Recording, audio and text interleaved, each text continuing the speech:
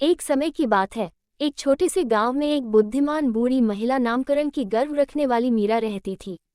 मीरा अपनी दया और करुणा के लिए जानी जाती थी और उनकी शक्ति को अद्भुत रूप से अभिवृद्धि करने का कारण उनकी क्षमता का ज्ञान होना था।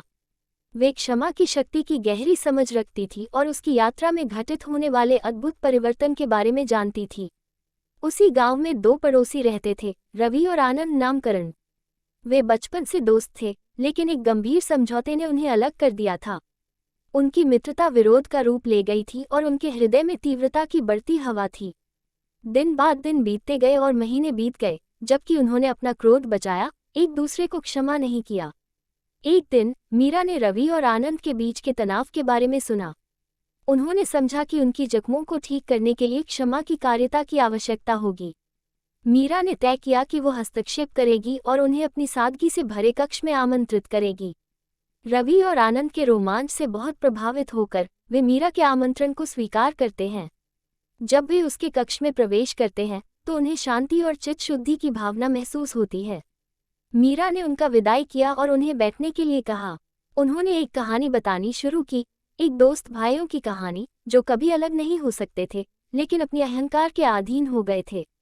वे कथा में रवि और आनंद की दिलचस्पता से महसूस करते हैं, जबकि उन्होंने अपने ही स्थिति के साथ समानता की खोज की।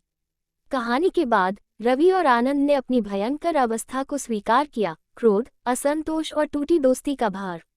उन्होंने समझा कि क्षमा देना कमजोरी का संकेत नहीं है, बल्कि इसे ठीक करने और आत्मविश्वास बढ़ाने का रास्ता है। मीरा ने फिर क्षमा की शक्ति के बारे में अपना ज्ञान साझा किया।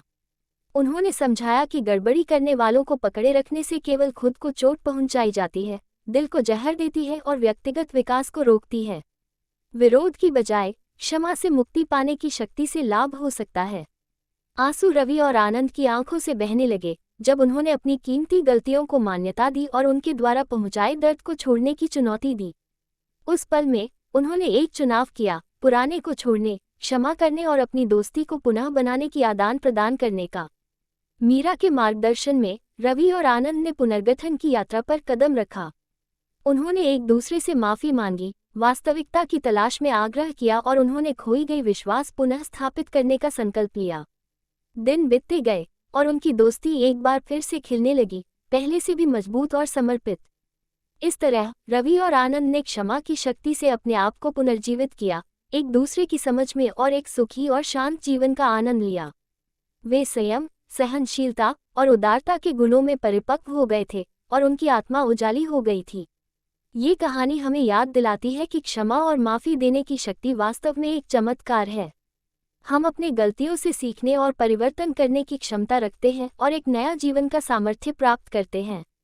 जब हम क्षमा की शक्ति को अपनाते हैं तो हम आत्मिक आराम, आनंद और पुनर्जीवन का अनुभव करते हैं। वीवी